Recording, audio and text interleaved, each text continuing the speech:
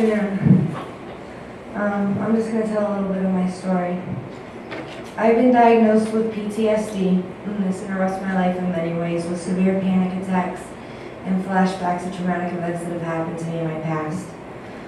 Sometimes I lose time. I'll get on the subway going to a doctor's appointment and end up on the other side of Boston 3 hours later not knowing what has happened to me. I'm also a recovering addict and alcoholic. Before my addiction took off, I used to cut myself to relieve the inner pain that I felt inside, but I could never tell anybody about this. When I started going into rehabs, I started going to dual diagnosis programs. They knew about my mental illness and said that they could help me. I'd go into them and they'd last about a week before they said, "We can't help you, kid." I'd either get sent to a hospital in Section 12 or released back to the streets. I've been in a total of 19 programs, and this has all resulted in the same, except for one program that has helped me. I've been in this program twice, and I've never made it through the program. I've never actually graduated a rehab center.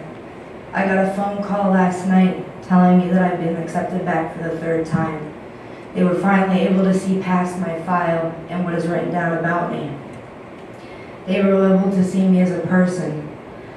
I was able to talk to them, and I just about given up on the system of mental health entirely until the first time was when I went to the bus team office. I was at Jolin's Recovery House on Long Island in Quincy, and they had once again said that they couldn't help me and sent me to the bus team.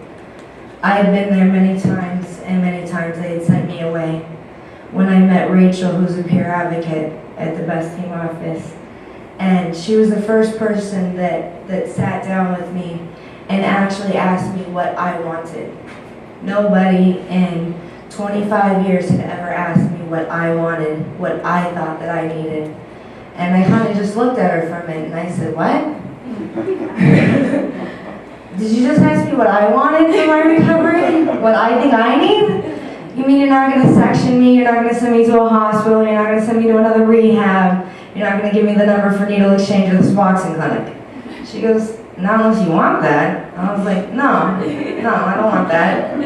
Right, "You're not going to give me another Haldol prescription that's just going to make me all jittery."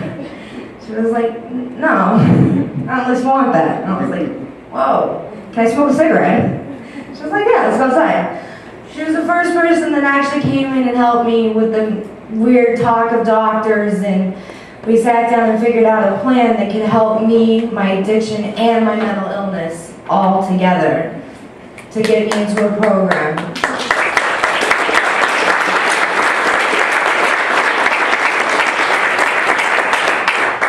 I was able to find a counseling center that was willing to not just work with my PTSD and trauma issues, but also work with the cutting issues and work with the rehab, which has never happened before.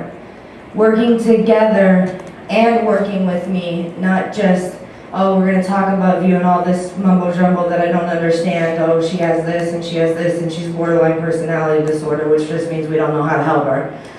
They're going to work with my rehab for 28 days. And I can leave my rehab twice a week to travel to the other side of Boston, and hopefully I won't get lost on the train until I graduate, and then I'll go to a 6-month program. And none of this would have been possible without everybody working with me instead of against me for the first time. And that really brought faith back to the system for me. It had never happened like that. I was so tired of I'd go in and it wouldn't matter if I said, you know, I'm really having problems with I want to hurt myself. They'd see addict and like this big red flag would go off and they'd be like addict, rehab. I could have been clean and sober for 6 months and they'd be like rehab. Or I'd go in there and I'd be like, you know, I'm really having a problem with addiction, and they'd be like, oh, she has suicidal tendencies, hospital. But I'd never meet the level of care for an inpatient hospital, and 72 hours later I get a discharge that says, just don't use, do 90 and 90 and hit the streets, kid. And I'd be back in a shelter again, and then you'd repeat the cycle over and over again. And so I just got moved up on the list. That I got a phone call, so I darted out the door at 10 after 9 this morning that Instead of at the bottom of the list of 42 people, I'm the next person to go into my rehab.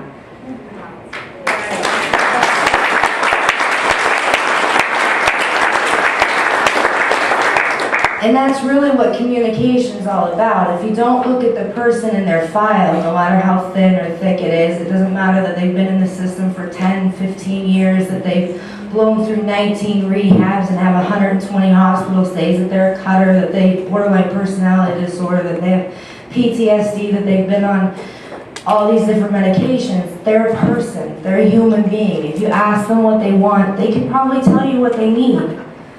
You know, they're human. We all are.